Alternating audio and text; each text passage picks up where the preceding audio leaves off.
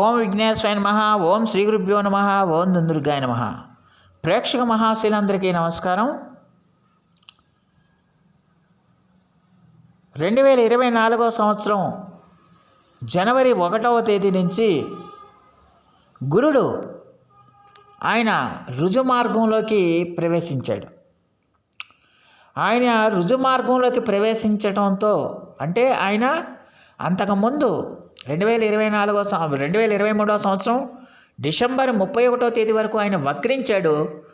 December వరకు కూడా వక్రించి ఆయన మళ్ళీ తన రుజుమార్గంలోకి అంటే తృతీయ స్థానంలోకి కుంభరాశికి తృతీయ స్థానంలోకి ప్రవేశించాడు. ఆ తృతీయ స్థానం నుంచి ఆయన ఫార్వర్డ్ మోషన్లో ముందుకు వెళుతున్నాడు. ఈ ముందుకు వెళ్ళటం వల్ల కుంభరాశి వాళ్ళకి 283 రోజుల పాటు గురుడు వీళ్ళకి అద్భుతమైన యోగాన్ని ఇస్తాడు, అద్భుతమైన ఫలితాలను ఇస్తాడు. మరి కుంభరాశి వాళ్ళకి ద్వితీయ స్థానాధిపతి అయిన గురుడు ఎప్పుడైతే తృతీయ స్థానంలోకి వెళ్ళాడో అంటే ధనాధిపతి వాక్కుకారకుడు ధనాధిపతి కుటుంబాధిపతి అయిన గురుడు ఎప్పుడైతే తృతీయ స్థానంలోకి వెళ్ళాడో ఆ తృతీయ స్థానంలోకి వెళ్ళినప్పటి నుంచి కూడా ఈ కుంభరాశి వాళ్ళకి ఖచ్చితంగా కూడా బ్రహ్మాండంగా యోగిస్తుంది. ఈ బ్రహ్మాండంగా యోగించడం అంటే ఏంటంటే మంచి ఏ కార్యక్రమం చేసినా కూడా మంచి ధైర్య సాహసాలతో చేస్తారు, మంచి పట్టుదలతో చేస్తారు. అలాగే చాలా వరకు సాహసవంతమైన ప్రయోగాలు చేస్తారు. చాలా సాహసంగా వాళ్ళు ధీరోదత్తంగా వాళ్ళు వ్యవహరిస్తారు అన్న విషయాన్ని గమనించాల్సిన అవసరం ఎంతైనా ఉంటుంది. అందువల్ల వాళ్ళు ధైర్యంగా చేసే ఆ కార్యక్రమాలన్నీ కూడా సత్ఫలితాలను ఇస్తాయి, విజయాన్ని తెచ్చిపెడతాయి అన్న విషయాన్ని గమనించాలి. ధైర్యంతో వాళ్ళు చేసే ప్రతి పని కూడా వాళ్ళకి అద్భుతమైన విజయాల్ని అద్భుతమైన ఫలితాలని తెచ్చిపెడుతుందన్న విషయాన్ని గమనించాల్సిన అవసరం ఎంతైనా ఉంటుంది. అలాగే ఈ రాశికి చెందిన జాతకులకి ఖచ్చితంగా ఎవరైనా సరే ఆత్మవిశ్వాసంతో ధైర్యంతో చేసే పని ఏదైనా సరే ఖచ్చితంగా అవన్నీ కూడా సంపూర్ణమైన విజయం సాధిస్తాయన్న విషయం మనందరికీ తెలుసు. అలాగే కుంభరాశి వాళ్ళకి కూడా ఆత్మవిశ్వాసంతో ధైర్యంతో చేస్తున్న ఆ పనులన్నీ కూడా వాళ్ళు చేసే పనులన్నీ కూడా ఏప్రిల్ 30వ తేదీ వరకు కూడా, ఎందుకంటే తృతీయ స్థానంలో ఉంటాడు కాబట్టి గురుడు అప్పటి వరకు కూడా సంపూర్ణమైన విజయం సాధిస్తారు కుంభరాశి వాళ్ళు. అందులో ఎలాంటి సందేహం లేదన్న విషయాన్ని గమనించాల్సిన అవసరం ఎంతైనా ఉంటుంది. అలాగే ఈ కుంభరాశి వాళ్ళకి ఖచ్చితంగా కూడా మరి ఈ యొక్క గురుడు ఎప్పుడైతే తృతీయ స్థానంలో సంచారం చేస్తున్నాడో అప్పుడు యొక్క గుడి యొక్క వీక్షణం పంచమ దృష్టితో వీళ్ళ యొక్క కుంభరాశి వాళ్ళకి సప్తమ స్థానాన్ని చూస్తాడు. పంచమ దృష్టితో సప్తమ స్థానాన్ని చూడటం వల్ల ఖచ్చితంగా కూడా మరి కుంభరాశి వాళ్ళకి మీ పార్ట్నర్స్ ఎవరైతే ఉన్నారో ఆ పార్ట్నర్స్ విషయంలో కూడా మీ ఇద్దరికి కూడా మంచి బాండింగ్ ఏర్పడుతుంది. ఇద్దరు కూడా ఒకే మాట మీద ఉంటారు, ఒకే బాటలో నడవడానికి ఎక్కువగా అవకాశం ఉంటుంది. మీరు ఏదైనా సరే మీ పార్ట్నర్కి వాల్యూ ఇచ్చి కనుక మీరు చేయగలిగితే ఖచ్చితంగా అవన్నీ కూడా ఆ ఫలితాలన్నీ కూడా మీకు సత్ఫలితాలను ఇస్తాయనే విషయాన్ని గమనించాల్సిన అవసరం ఎంతైనా ఉంటుంది. అలాగే గురుడు సప్తమ దృష్టితో ఈ కుంభరాశి వాళ్ళకి భాగ్యస్థానాన్ని కూడా చూస్తాడు. ఈ గురుడు సప్తమ దృష్టితో భాగ్యస్థానాన్ని కూడా చూడడం వల్ల ఖచ్చితంగా కూడా కుంభరాశి వాళ్ళకి బ్రహ్మాండంగా యోగిస్తుందన్న విషయాన్ని గమనించాలి. ఏప్రిల్ 30వ తేదీ వరకు కూడా బ్రహ్మాండంగా యోగిస్తుందన్న విషయాన్ని గమనించాల్సిన అవసరం ఎంతైనా ఉంటుంది.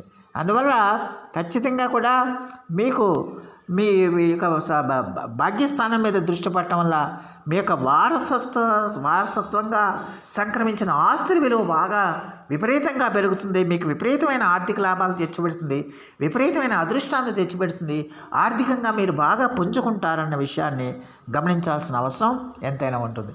అలాగే గతంలో మీరు కొన్న వస్తువులు ఏమైనా అయితే ఉంటే ఆ వస్తువుల విలువ కూడా భారీగా పెరుగుతుందన్న విషయాన్ని గమనించాల్సిన అవసరం ఎంతైనా ఉంటుంది. అలాగే ఈ గుడి యొక్క దృష్టి ఈ కుంభరాశి వాళ్ళకి లాభస్థానం మీద కూడా పడుతుంది కాబట్టి భాగ్యస్థానం మీద భాగ్యస్థానం అంటే 9వ దృష్టి ఈ ఈ కుంభరాశి వాళ్ళకి లాభస్థానం మీద పడుతుంది కాబట్టి ఖచ్చితంగా కూడా కుంభరాశి వాళ్ళకి ఏప్రిల్ 30వ తారీఖు వరకు కూడా అద్భుతంగా ఉంటుంది. ఆర్థికపరమైన లాభాలు కలుగుతాయి. ఆర్థికపరమైన ఇబ్బందులన్నీ తొలగిపోయి ఆర్థికపరంగా బ్రహ్మాండంగా యోగిస్తుంది విషయాన్ని కుంభరాశి వాళ్ళు తెలుసుకోవాల్సిన అవసరం ఎంతైనా ఉంటుంది. అంటే ఈ తృతీయ స్థానంలోకి వెళ్ళిన గురుడు కుంభరాశి వాళ్ళకి ఏప్రిల్ 30 వరకు కూడా అద్భుతమైన ఫలితాలను ఇస్తాడు. అందులో ఎలాంటి సందేహం లేదు అన్న విషయాన్ని గమనించాల్సిన అవసరం ఉంటుంది. ఇక ఏప్రిల్ 30వ తేదీ తర్వాత మే 1వ తేదీ నుంచి ఈ గురుడు చతుర్థ స్థానంలోకి వెళ్తున్నాడు. కుంభరాశి వాళ్ళకి చతుర్థ స్థానంలోకి వెళ్ళటం వల్ల అర్ధాష్టమ గురుడు అయ్యాడు. ఈ అర్ధాష్టమ గురుడు కావటం వల్ల ఖచ్చితంగా కూడా మరి మీకు అది మీ యొక్క మాతృస్థానం, ఆ మాతృస్థానం అలాగే అది మీకు స్థిరాస్తులకు సంబంధించిన స్థానం కూడా అవ్వటం వల్ల ఖచ్చితంగా కూడా ఈ కుంభరాశి వాళ్ళు మీ మాతృమూర్తులకు కానీ అలాగే మీ స్థిరాస్తులను పెంచుకునే విషయంలో కానీ ఇతరత్రా కానీ ఖచ్చితంగా కూడా మీకు చాలా వరకు అనుకూలమైన ఫలితాలే, సానుకూలమైన ఫలితాలే ఉంటాయన్న విషయాన్ని గమనించాల్సిన అవసరం ఉంటుంది. అంతకుముందు మీ తల్లిగారికి ఆరోగ్యం బాగోకపోతే ఖచ్చితంగా ఇబ్బందులు వస్తాయి. ఆ ఇబ్బందుల నుంచి ఏదో విధంగా మీరు బయటపడడానికి అవకాశం ఉంటుంది. స్థిరాస్తుల విషయంలో ఏదో ఒక రకమైన ఒత్తిడి ఉంటుంది. ఒత్తిడి నుంచి మీరు ఖచ్చితంగా ఏదో విధంగా బయటపడడానికి, దాని నుంచి ఆ స్థిరాస్తులను సాధించడానికి, స్థిరాస్తులను పెంపుదల చేసుకోవడానికి, వాహనాలు కొనుగోలు చేసుకోవడానికి, వాహనాలు పెంపుదల చేసుకోవడానికి, కొత్త వాహనాలు కొనుగోలు చేసుకోవడానికి ఇలాంటి పరిస్థితులన్నీ కూడా ఉంటాయి. ఇక్కడ ఒత్తిడి ఎందుకు ఉంటుంది అని మనం ఆలోచిస్తే ఖచ్చితంగా అక్కడ శని భగవానుడు మీకు జన్మరాశిలోనే సంచారం చేస్తున్నప్పుడు కాబట్టి ఖచ్చితంగా ఎంతో కొంత ఒత్తిడి ఇస్తాడన్న విషయాన్ని ఈ కుంభరాశికి చెందిన జాతకులు తెలుసుకోవాల్సిన అవసరం ఎంతైనా ఉంటుంది. అలాగే విద్యాపరంగా కూడా విద్యార్థులకు కూడా బ్రహ్మాండంగా ఉంటుంది. వాళ్ళకి విద్య బాగా యోగిస్తుంది. విద్యాపరంగా వాళ్ళు మంచి ఫలితాలను పొందుతారు. మంచి యోగ శక్తి కలుగుతుంది. అలాగే సన్మానాలు, సత్కారాలు పొందుతారు. సమాజంలో వాళ్ళకు ఒక ప్రత్యేకమైన గుర్తింపు లభిస్తుందన్న విషయాన్ని, విద్యార్థులకు కూడా గుర్తింపు లభిస్తుందన్న విషయాన్ని కూడా గమనించాల్సిన అవసరం ఎంతైనా ఉంటుంది. మరి ఈ చతుర్థ స్థానంలో ఉన్న గుడి యొక్క దృష్టి కుంభరాశి వాళ్ళకి అష్టమ స్థానం మీద పడుతుంది కాబట్టి ఖచ్చితంగా కూడా మరి ఈ కుంభరాశి వాళ్ళు మే 1వ తేదీ నుంచి ఖర్చుల విషయంలో జాగ్రత్తగా ఉండాల్సిన అవసరం ఎంతైనా ఉంటుంది. ఖర్చుల విషయంలో చాలా కేర్ఫుల్గా ఉండాలి. ఖర్చులు పెరగడానికి అవకాశం ఉంటుంది. ఖర్చుల విషయంలో జాగ్రత్తగా ఉండాలి. అలాగే ఒప్పంద పత్రాల మీద సంతకాలు చేయటం కానీ, ఒప్పంద పత్రాల మీద హామీలు చేయటం కానీ, లేకపోతే డాక్యుమెంటేషన్స్ విషయాల్లో కానీ వీళ్ళు చాలా కేర్ఫుల్గా ఉండాలి మే 1వ తేదీ నుంచి. ఎందుకంటే గుడి యొక్క దృష్టి ఖచ్చితంగా కుంభరాశి వాళ్ళకి అష్టమ స్థానం మీద పడుతుందని కాబట్టి అని తెలుసుకోవాల్సిన అవసరం ఉంటుంది. అలాగే ఈ గుడి యొక్క దృష్టి అంటే చతుర్థ స్థానంలో ఉన్న గుడి యొక్క దృష్టి కుంభరాశి వాళ్ళకి దశమ స్థానం మీద కూడా పడుతుంది కాబట్టి ఖచ్చితంగా మరి ఈ కుంభరాశి వాళ్ళు ఉద్యోగపరంగా కూడా మంచి అభివృద్ధిని సాధిస్తారు. ఉద్యోగాల్లో ప్రమోషన్లు వస్తాయి, ఇంక్రిమెంట్లు వస్తాయి, ఆదాయం పెరుగుతుంది, కొత్త బాధ్యతలు పెరుగుతాయనే విషయాన్ని గమనించాల్సిన అవసరం ఎంతైనా ఉంటుంది. అందువల్ల ఖచ్చితంగా కూడా ఈ రాశికి చెందిన జాతకులకి అంటే ఈ కుంభరాశికి చెందిన జాతకులకి ఈ గుడి యొక్క దృష్టి చతుర్థ స్థానంలో ఉన్న గుడి యొక్క దృష్టి గురుడు సప్తమ స్థానం నుంచి కుంభరాశి వాళ్ళకి అష్టమ 8వ హౌస్ గుడి యొక్క దృష్టి అష్టమ స్థానం మీద పడుతుంది కాబట్టి ఖచ్చితంగా కూడా ఈ కుంభరాశి వాళ్ళకి చాలా వరకు కొన్ని విషయాల్లో అంటే ఈ స్థిరాస్తులకు సంబంధించిన ఖర్చుల విషయంలో వాటిల్లో జాగ్రత్తగా ఉండాల్సిన అవసరం ఎంతైనా ఉంటుందన్న విషయాన్ని గమనించాలి. అలాగే ఈ కుంభరాశి వాళ్ళకి గురుడు ఖచ్చితంగా కూడా మరి అష్టమ స్థానం మీద పడుతుంది కాబట్టి ఆమె ఖర్చుల విషయంలో జాగ్రత్తగా ఉండాల్సిన అవసరం ఉంటుంది. అలాగే గుడి యొక్క సప్తమ దృష్టి ఖచ్చితంగా కూడా మరి కుంభరాశి వాళ్ళకి దశమ స్థానం మీద పడుతుంది కాబట్టి ఖచ్చితంగా కూడా అది మిత్రక్షేత్రం అయింది కాబట్టి ఖచ్చితంగా కుంభరాశికి చెందిన ఉద్యోగస్తులు ఎవరైతే ఉన్నారో ఉద్యోగాల్లో ఉండే వాళ్ళందరికీ కూడా ప్రమోషన్లు కానీ, ఇంక్రిమెంట్లు కానీ, లేకపోతే ఇతర అన్ని లాభాలు కలగడానికి, వాళ్ళ బాధ్యతలు పెరగడానికి ఇలాంటివన్నీ కూడా కలగడానికి ఎక్కువగా అవకాశం ఉంటుందన్న విషయాన్ని గమనించాల్సిన అవసరం ఎంతైనా ఉంటుంది. అలాగే ఈ ఈ రాశికి చెందిన జాతకులకి ఖచ్చితంగా కూడా మొత్తం మీద చూస్తే చాలా వరకు అనుకూలమైన ఫలితాలు ఉంటాయనే విషయాన్ని గమనించాల్సిన అవసరం ఎంతైనా ఉంటుంది. అలాగే ఈ రాశికి చెందిన జాతకులకి గుడి యొక్క 9వ దృష్టి, గుడి యొక్క 9వ దృష్టి కుంభరాశి వాళ్ళకి ఖచ్చితంగా కూడా మరి వ్యయ స్థానం మీద పడుతుంది. ఈ వ్యయ స్థానం మీద పడుతుంది కాబట్టి ఖచ్చితంగా కూడా మరి ఈ రాశికి చెందిన జాతకులు ఖచ్చితంగా శుభకార్యాల నిమిత్తం కూడా ఎక్కువగా డబ్బులు అవి ఖర్చు పెట్టడానికి, శుభకార్యాల నిమిత్తం ఏదైనా తీర్థయాత్రలు కానీ, పుణ్యక్షేత్రాలు కానీ, లేకపోతే ఇతర దైవ కార్యాలు చేయడానికి కానీ ఇలాంటి వాటి పరంగా కూడా మీకు డబ్బులు ఖర్చు అవ్వడానికి అవకాశం ఉంటుంది. కాబట్టి ఖచ్చితంగా కుంభరాశికి చెందిన జాతకులు కొంచెం ఖర్చుల విషయంలో ఆ ఖర్చులను అదుపు చేసుకోవాలి. ఖర్చుల విషయంలో కొంచెం జాగ్రత్తగా ఉండాల్సిన అవసరం ఎంతైనా ఉంటుందన్న విషయాన్ని గమనించాల్సిన అవసరం ఉంటుంది. మొత్తం మీద చూస్తే ఈ గుడి యొక్క స్థితి అనేది, గుడి యొక్క ఎప్పుడైతే గురుడు వక్ర మార్గం నుంచి ఆయన రుజు మార్గంలోకి ప్రవేశించాడో, ఆ రుజు మార్గంలోకి ప్రవేశించిన నాటి నుంచి కూడా కుంభరాశి వాళ్ళకి అద్భుతమైన ఫలితాలను ఇస్తాడు, అద్భుతమైన యోగాన్ని ఇస్తాడు. అలాగే తృతీయ స్థానంలో ఒక రకమైన ఫలితాలను ఇస్తాడు, చతుర్థ స్థానంలో ఒక రకమైన ఫలితాలను ఇస్తాడు. ఈ చతుర్థ స్థానంలో ఫలితాలు ఇచ్చినప్పుడు స్థిరాస్తులకు సంబంధించి వృద్ధిని కలగజేస్తాడు. మీ తల్లిగారి ఆరోగ్యం బాగోకపోయినా ఏదో విధంగా దాన్ని సెటిల్ చేస్తాడు, ఆరోగ్యం స్థిమితపడేటట్టు చేస్తాడు.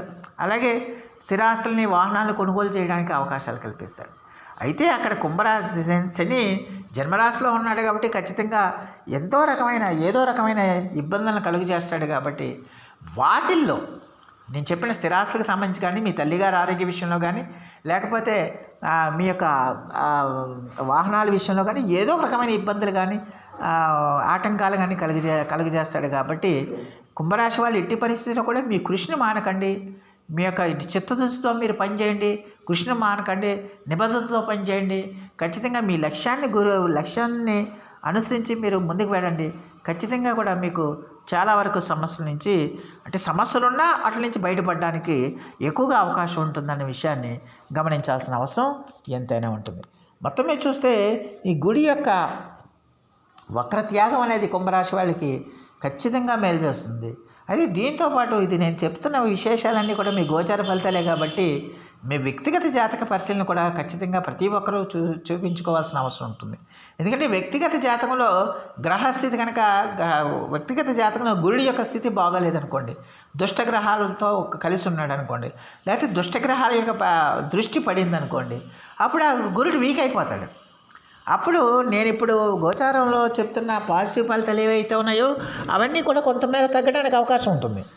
అందువల్ల ప్రతి ఒక్కరూ కూడా మీ యొక్క వ్యక్తిగత జాతకాన్ని పరిశీలన చేయించుకోవటం అనేది, సుశిక్షితులైన పండితుల చేత పరిశీలన చేయించుకోవటం అనేది చాలా వరకు ముఖ్యం అవుతుందన్న విషయాన్ని ప్రతి ఒక్కరూ కూడా గమనించాల్సిన అవసరం ఎంతైనా ఉంటుంది.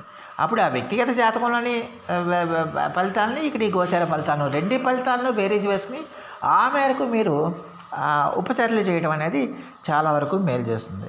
అయినప్పటికీ కూడా ప్రతి ఒక్కరూ కూడా మీరు ప్రతిరోజు కూడా గురు జపం చేయండి. దేవానాంచ ఋషీనాంచ గురుకాంచన సన్నిమం బుద్ధిమంతం త్రిలోకేశం తన నమాం బృహస్పతి అనే మంత్రాన్ని రోజు కూడా ఎన్నిసార్లు వీలైతే అన్నిసార్లు 16 సార్లకు తక్కువ కాకుండా చేయండి. శనగల్ని మీరు పంచిపెట్టండి, అరటిపళ్ళని ఆవుకి గ్రాసంగా పెట్టండి, పసుపు వస్త్రాలని దానం చేయండి. అలాగే మేధో దక్షిణామూర్తి వారిని ఆరాధించండి. మేధో దక్షిణామూర్తి శ్లోకాలను మీరు పఠిస్తూ ఉండండి. అలాగే గురువారం రోజున మీరు శివుడికి రుద్రాభిషేకం చేయించండి.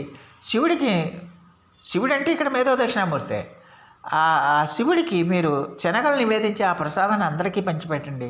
ఒకవేళ భక్తులు లేకపోతే ఆ ప్రసాదాన్ని ఆవుకి తినిపించడం వల్ల కూడా మీకు సర్వశ్రేయోదాయకంగా ఉంటుంది, బ్రహ్మాండంగా యోగిస్తుంది. అందులో ఏం సందేహం లేదు, ఖచ్చితంగా బాగుంటుంది అన్న విషయాన్ని ఈ కుంభరాశికి చెందిన జాతకులు తెలుసుకోవాల్సిన అవసరం ఉంటుంది.